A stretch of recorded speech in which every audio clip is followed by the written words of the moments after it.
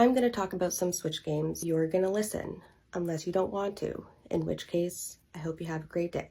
These are 5 games that I consider mindless. What I mean by that is they require very little effort, very little thinking power. Play for 20-30 minutes, put it down, maybe pick it back up later. The first game is called Lake. You're delivering packages and mail to this cute little lakeside town. You do get to meet some of the townies and get some of the lore. It also is one of those choice games, so depending on what you choose, the story may turn out to be a little bit different. Really, the main purpose is just driving around delivering the mail. It reminds me of playing Grand Theft Auto with my brother when I was a kid. He hated playing with me because all I would want to do is drive around like a normal person. The next game is called Inkobini. I'm so sorry, I know again I'm butchering that. This is the cutest game I've played in a while. It's basically a convenience store simulator, but it's set in the 90s in a small town in Japan.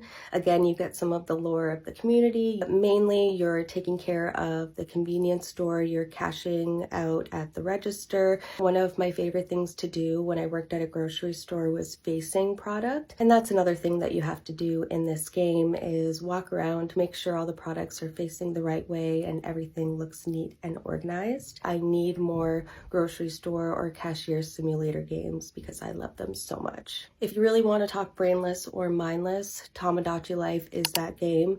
It takes very little effort as far as strategy or gameplay. All you're doing is making cute little characters that you check up on throughout the day. You dress them, you decorate your town. You don't really have to think unless you're thinking of a creative idea of a me that you want to make.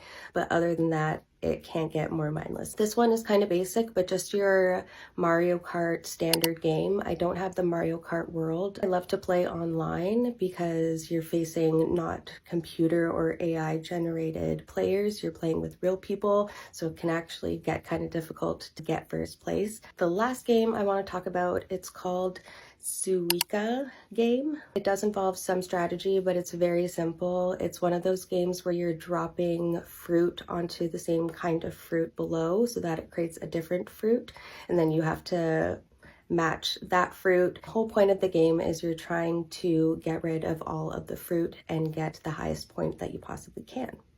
Those were all the Switch games that I wanted to talk about today that are brainless, mindless, require no effort or no extra thinking. You can play them after you've had a long day at work or school and you have absolutely no brain power left. I will see you in the next one. Bye.